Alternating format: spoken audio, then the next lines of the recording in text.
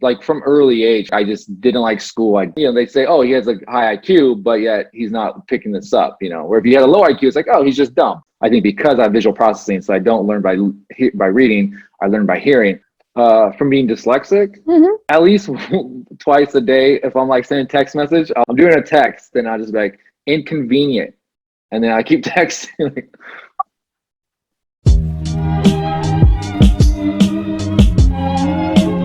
Hello, welcome to an episode of Cosmic Chats with Jonathan Flanigan. He is a stand-up comedian, but he's going to talk to us today about dealing with dyslexia as a child. And we like to call him the dyslexic stand-up comedian. Dyslexic comedian. You can find some of my clicks, just search dyslexic comedian. All right, we're going to find out more how he dealt with childhood dyslexia and how it has made certain areas of his life stronger than you would imagine.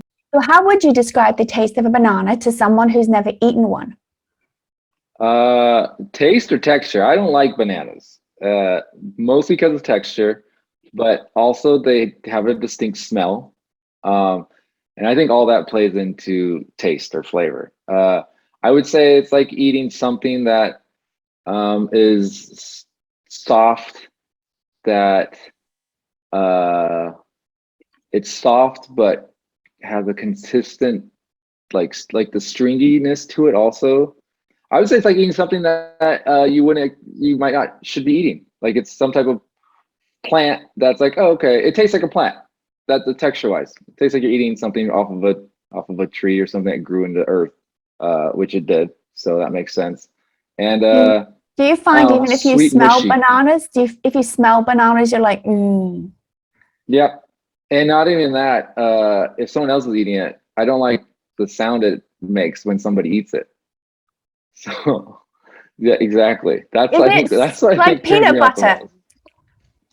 Yeah, but even more so because you make that like little noise, and then it's just, I don't know, it's just not. And then you have leftover garbage as well, like, so it's just.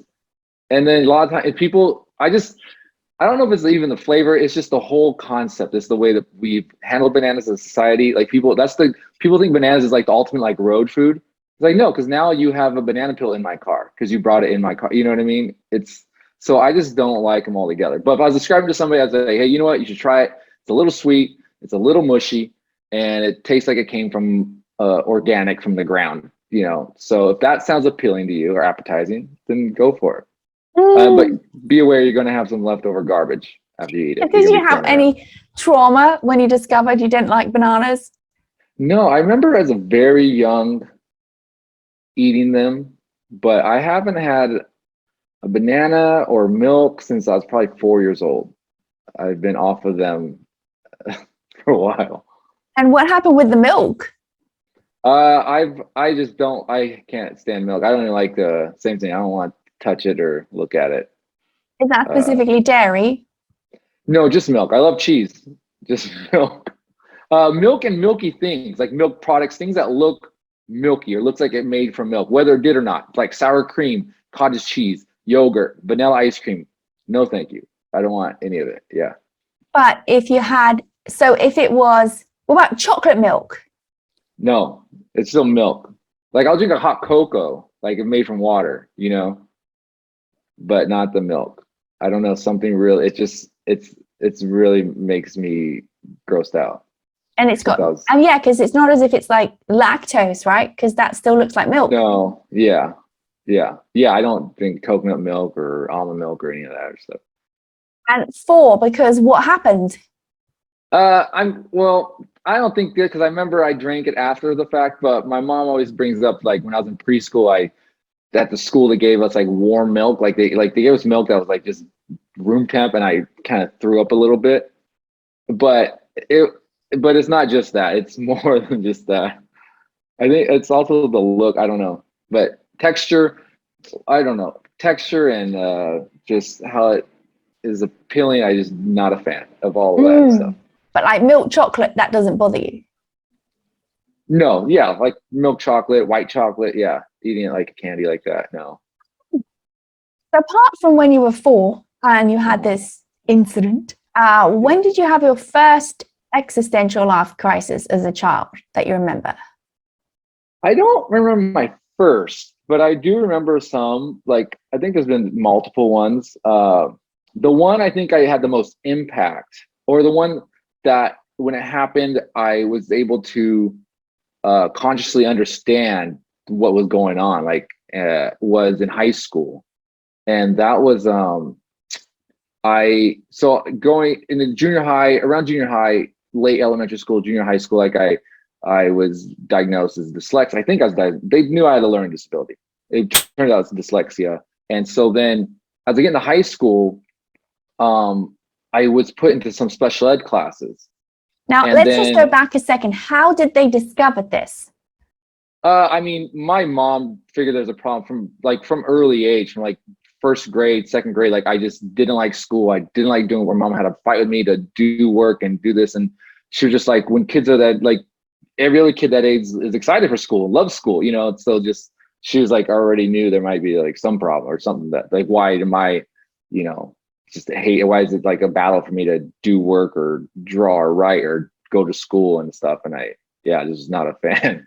And so she knew from then. And then, you know, she like, I think in maybe fifth or sixth grade, she like, can you test them for this and yada yada? And then it turns out, oh yeah, I guess it's learning disability, which, you know, people figure out because it's like they IQ you, and then your IQ is average or high or equivalent. So like, so you should be learning. Like, why is this person not learning if? And I wasn't progressing in reading really, and writing. And then when you look back, you can see my writing. Oh, my penmanship is bad. I'm turning letters around. You know, my lowercase b's or d's and vice versa. I spelled does instead of does, and just going through like that. So it was kind of clear. But you know, they say, oh, he has a high IQ, but yet he's not picking this up. You know, where if he had a low IQ, it's like, oh, he's just dumb. No wonder he's not picking it up. You know, makes sense. But he's not. You know, he's not a learning disability. He's just dumb. But you have a higher IQ. When they did the learning, the IQ tests then were usually done in written form, no? I don't know. I mean, there's all kinds. It's not just written, but yeah, it's written and questions and stuff like that. Yeah. But it's not like writing a paragraph for an answer. It's not like essay questions. You know, it's just questions here and there.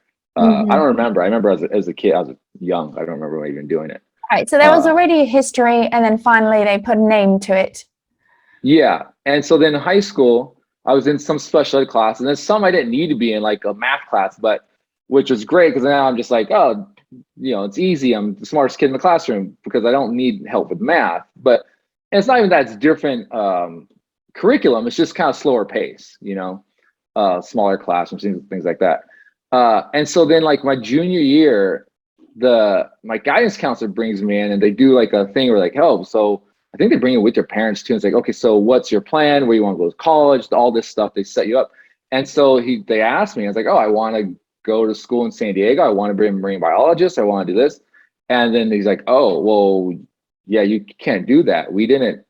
You would have had to have already taken these classes that we never put you in. And I was just like, well, what are you talking about? Why didn't you ask me then? You know what I mean? Why are you asking me now if I don't even have a choice? And he's like, well, if you want to do that, well, you'll have to maybe take 2 extra classes for the next 2 years and go to summer school and this and all this stuff. And I was like, well, forget that. Like, are you kidding me? Like, and so that was just I remember being frustrated and mad and annoyed because I'm like, you guys just write me off. Like, oh, okay, well, you're this, so you don't need to worry about college, or you don't need to worry about these things. And then when they ask you, oh, so what do you want to do? They just like, oh, they expect you to say, oh, I want to be a truck driver or a police officer, you know.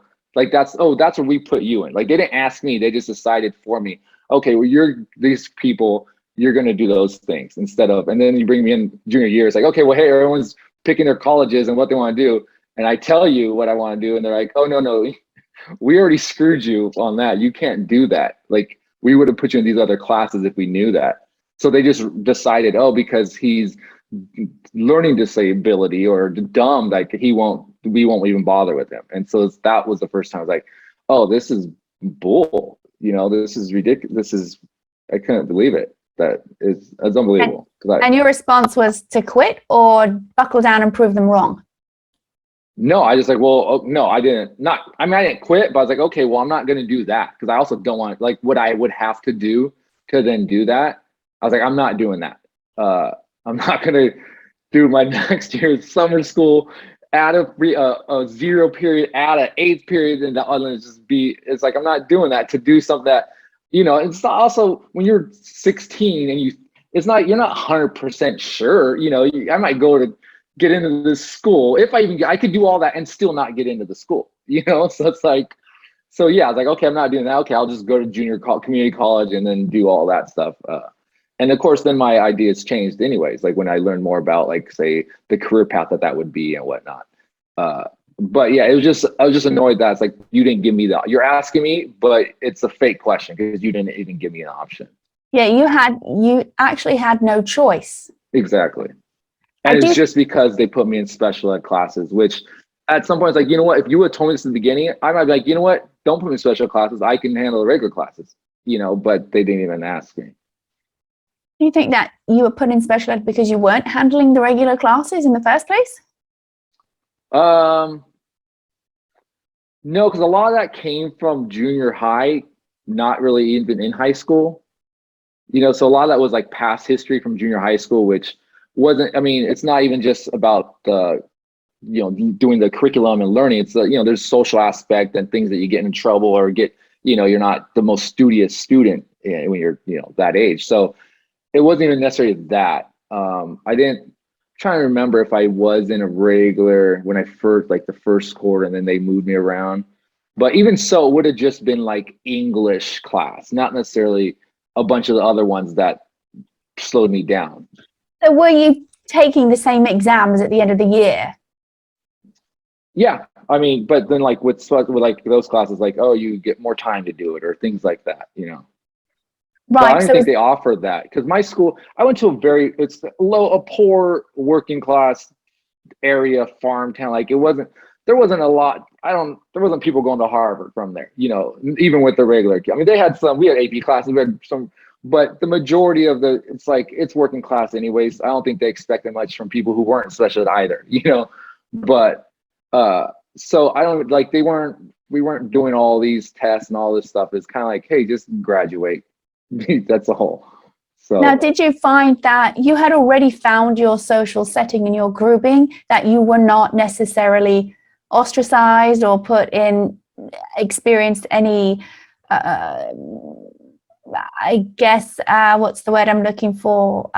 Being left out because you were in special ed? Yeah, I did.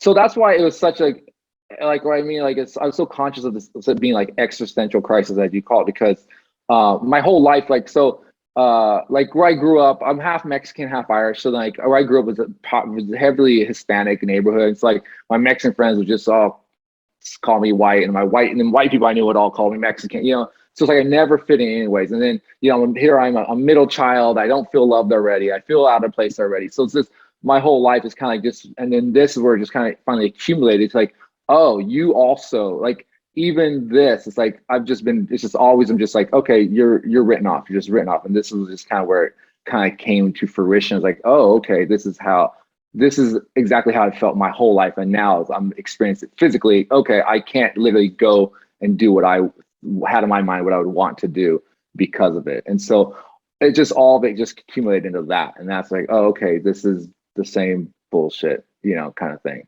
And then what was your response? How did you act out? How did you respond? I didn't act out. I was like, okay, well, fine. I'm not going to do that. I'll just finish. I'll have, I want to go to school. Because by that time, it's like I'm a junior and like most of my requirements are done. I'm playing on the basketball team. So like I have like the last period, I'm just going to basketball anyways. And then by my senior year, I only have to take like 4 classes. And so I was like, cool, I'll just have fun now. Like, I'll just do what I need to do to graduate and, and play basketball and not worry about, trying to get high SAT scores and get all these college curriculum ready so I can apply for this college and go to, where I thought I would like to go. And so, yeah, it's kind of like made me like, okay, cool, I can put my feet up. Like, I don't need to, like, just took pressure off. I don't need to do anything now at this point. You graduated, and then did you go into the workforce straight away after community college? I went to a vocational school because I was always very good at cooking, which ties back to me being very picky at eating. is because like my brothers, like they would, come home from school and just get a bowl of cereal or do this. And I don't want milk. I don't want bananas. So like I would always just cook for myself. I'd make myself pancakes or I'd make myself this or that. And so I was kind of like talked into from everybody, like all my family, everyone knows me. Oh, you should be a chef. You're such a good cook, this and that. So I went immediately after high school. And in high school, I was actually doing a ROP program, which is, I don't know what they would call it, like nationally or international, but it's basically like work experience, but they do it on campus. So like there was a neighboring high school that had like it was basically a working restaurant on the campus. And they would have kids come work and do all the, like, be in front of the house or in the kitchen, stuff like that. And so I would go, so my senior year, my first 2 periods, I would go to this other school to do that, and then go to my school, drive to my school during break, and then go to take my regular class at my school. And that was kind of to lead into going to the chef school. And so I did that. And then when I was excelling like that kind of stuff, that kind of class, like hands-on things. But so when I graduated high school, I got talking to going to chef school, and I went to that, but I hated it. It was, I'm not a behind the house kind of person. Like I'd much rather be the waiter or the bartender than the cook in the back, because I like talking to the people and being in the mix. I have FOMO. Being in the kitchen is just like you have your project and just work by yourself, which that's not me. And I realized that actual cooking, real chefs, like it's not even about like the food tasting good. It's just about how it looks. And that I hate that. I don't care how it looks. I want it to taste really good. It's so dumb. It's like these, and if you go to like a fancy restaurant, it's like, oh, you have a pear. This is one that at dessert. I remember it was like a pear that was sliced, like complete pear, like a pear sliced up on sliced in half on a plate, like flat side down, with like some drizzle on the plate on this side and like the little piece of, I don't know, mint or something like that. And that was like a dessert. I'm like, that's so stupid. Like I want like a real food, or they'd give you like a potato and you had to like cut it into these exact measurements and get so many strips out of it. It was like being an artist. I'm like, I don't want to be a painter. And that's the same thing. It's like you have your project, you work on your project, you're by yourself, you're making this art. And the people that do it well are amazing, but I'm more like, you see these reality shows on the Food Network. It's like, oh, just what do you have and see if you can make it taste good. Like that's what I like and kind of thing. Yes, it just wasn't for me at all. Yeah, when I was at school, I was advised not to take. We had what was called options at 14. You cut half your subjects back then, and I was advised by the home ec teacher, Paula's food tastes good, but it doesn't look that great on the plate. She probably should advance. And I was like, I don't have time for that. Exactly, it tastes good. You just said it tastes good. Give me an A. Well, presentation was awful. I never did well with a presentation. So you then moving through, how did you find when it came to recipes and things with dyslexia, making sure you got the right ingredients? Oh, I don't go by recipes. Okay. I mean, I do a little bit. Like a sprinkle. Yeah. So like, like I just like okay, like with pancakes, for example, I don't know what the recipe, I don't know what, like if you had a box of Bisquick or you making buttermilk pancakes from scratch, like what it says, this much of that, this much of that, but you do about equal parts or even a little bit less because you just go by, you go by consistency. So I'm making pancake batter, I can tell where it needs a little more egg because of this levity agent, or if it needs to be thicker or thinner or put a little more milk, and that's all it is. You might end up with a little bit more than you wanted because you're doing that. But yeah, but you can do it like that, So you did your culinary work study, and I got out. I was like, my mom's like, just give it the one semester. I was like, fine. But like by the end of that, and everyone in the class, it was really fun because everyone in the class knew, like, and I was like, as soon as this semester's over, I am done. And it was really funny. And they finally like at the end, they're like, yeah, you go. Like the teachers, like they didn't want me there either. Please like, go. Okay, we both don't want to be here. And so, yeah, that was that for a while. And then I just went to like community college and just like trying to knock out credits, just part-time, taking a couple classes here and there kind of thing. And when you got to community college, was there more understanding of dyslexia and help? I think so. I went to a couple different schools. I was going to play basketball at one, and then I broke my ankles, and I stopped playing basketball. I went to a different school. But I remember there was some help, like as far as like, if you can go and get like the notes from that class. Like it's someone like they would have like, especially when I was going to play basketball, because they give athletes a lot of hookups basically. And it's like, as being like a student athlete, you can just go and get the notes from the class that you are in. Even if you're supposed to be in attendance and take your own notes, but you can go and get the notes from someone who takes better notes, I guess, or from the teacher. I don't know, like things like that. Or if you need help writing a paper, you can write the outline, what you want the paper to be, and then someone will like help you write the paper or write the paper for you, basically, and things like that. So some of it was from being dyslexic, but also it's kind of, it's kind of the same. I remember like the student athlete benefits were the same as like, say, if you had learning disability, if you qualified, and it's kind of like the same thing you'd be able to get. But I was very insecure. I didn't want to, like, I don't want to, like, I didn't utilize any of that. I would just kind of like try to do it on my own. It's hard for me. I don't like asking for help. It's hard for me to do that. But are you still the same way?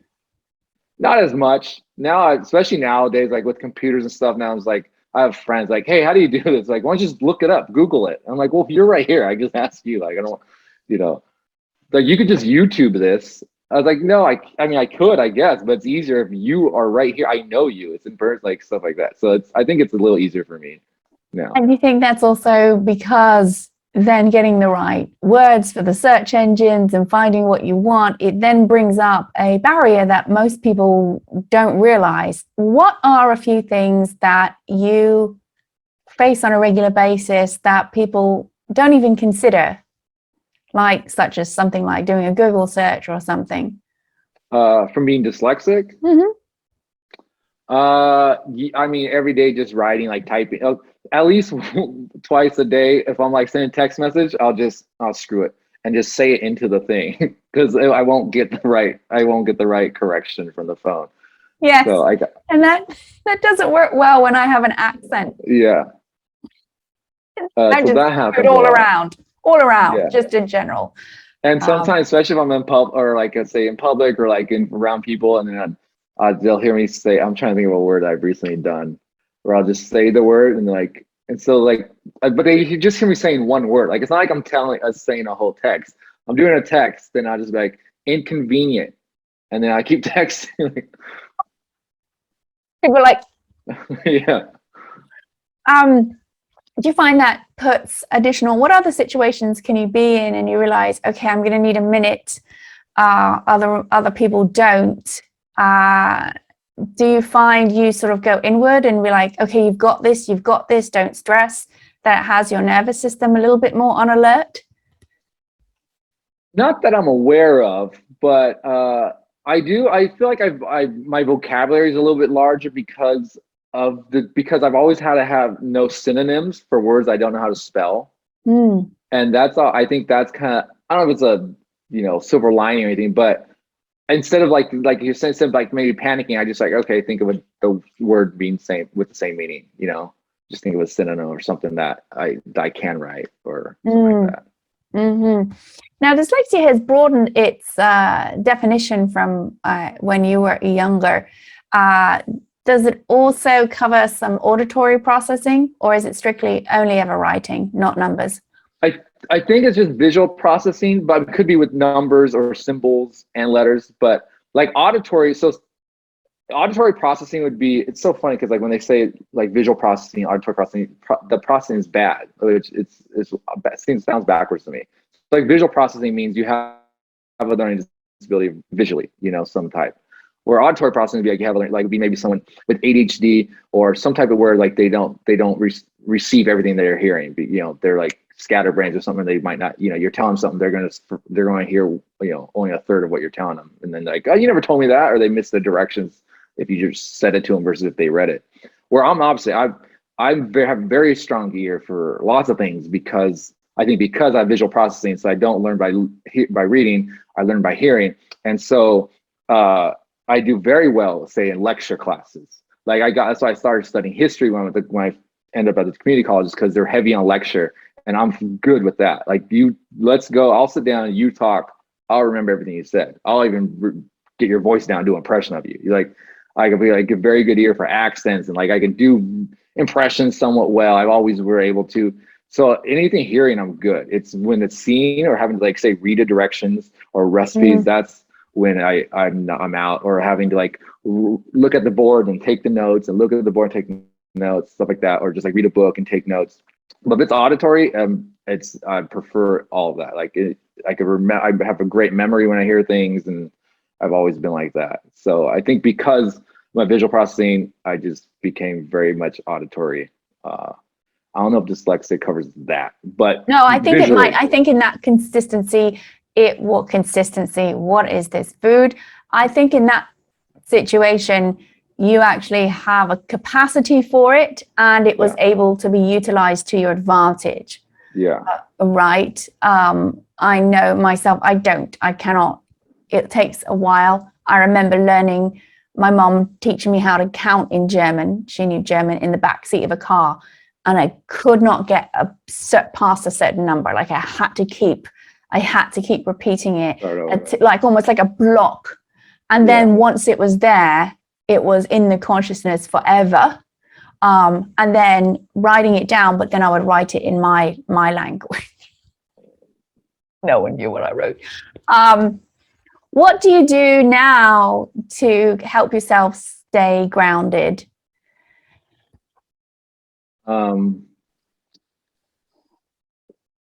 Like emotionally or mentally grounded. Sleep.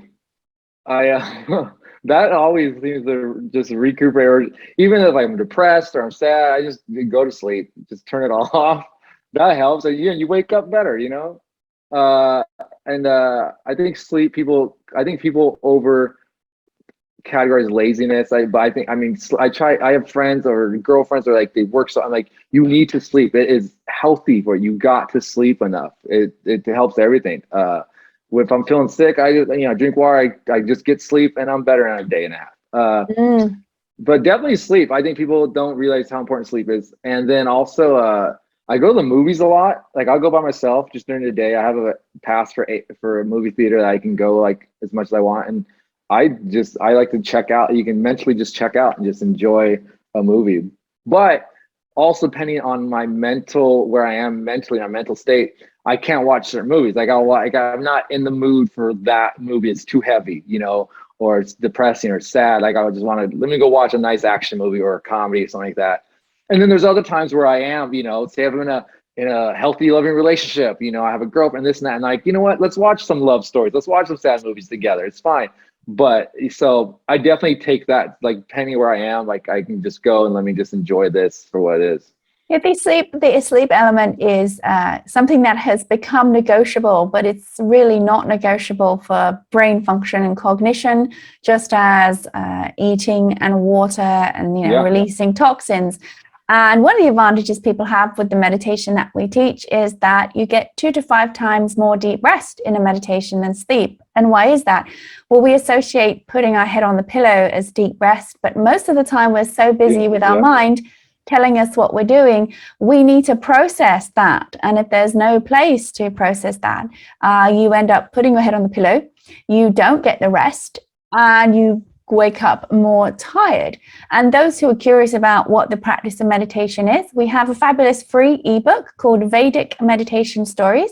It's available now on Amazon for Kindle, but you don't need a device. You just download it. It's free if you have unlimited Prime. If not, it's a few bucks, not going to kill you. And it is the only publication globally right now that has true stories from people who learn the practice, who you wouldn't expect, and how it changed their lives. It is completely unedited, much to the chagrin of people who aren't dyslexic, and it provides it written in a way you can hear their heart and how it changed their lives. And we talk about the fact that deep rest is very different from sleep. We're needing to get the nervous system to be able to recharge.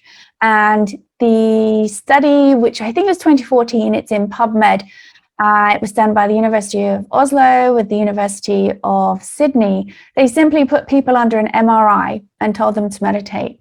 And of course, conscious techniques, ones that you're active, whether it's breathing or you're following an image or doing something, lit up that part of the brain, quite expected, very concentrated part of the brain.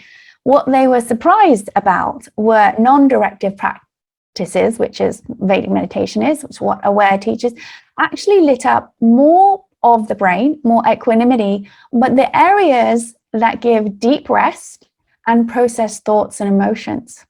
And this is exactly when we have stress going on and the mind chatters along because it's trying to sort out a problem. That's what mind chatter is. It's trying to sort out a problem, and we have our history from before of what we think will solve a problem, but sometimes we get caught in a loop. So getting that deep rest is absolutely imperative. Yes, just take a nap. In England, we say have a cup of tea, because that really means you're just going to sit down, take your mind off of what's happening. It's sort of like staring at the, waiting for water to boil or for the toast to go. You just walk away, do a few things, and then come back. So it is an area that we are depleted with rest. It's unfortunately become part of our consciousness to ignore that. And it's imperative for optimal function, health.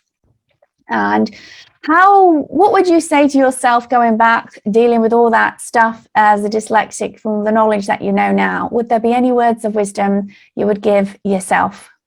Yeah, and even just going back to what you just said, that's so funny. So like I do stand-up comedy, and I meet a lot of performers, and I've met a couple hypnotists, and they talk about how, so like when they hypnotize people, they say, oh, when you hypnotize people, when they wake up, they'll be charged like if they just slept for 20 hours for a whole day, that they're recharged. And because it's probably the same as doing the meditation. They're not sleeping at all. They're hypnotized, but they wake up feeling 100% recharged. It's so crazy.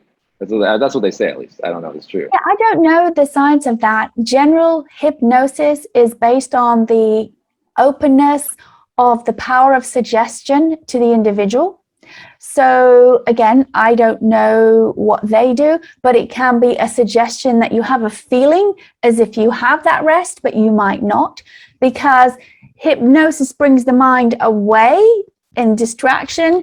The meditation brings it down to get the deep rest, because concentration techniques can be considered hypnosis too, right? Or even if we're in a movie, right? We're sort of like watching, oh, no, we know it's not real. We know it's not real, right? And depending on sort of what neighborhoods you go to, some people, like myself, like yelling at the screen. And it's like it's a theatrical event rather than being word. What would you tell yourself, any advice if you were to go and visit your younger self? I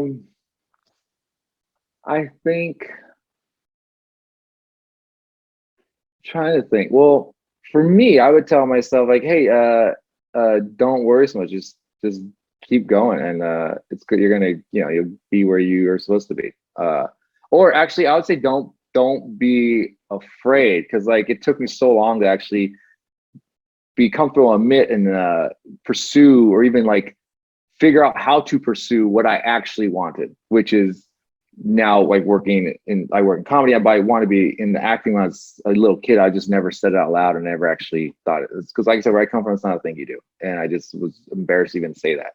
So I was like, just be.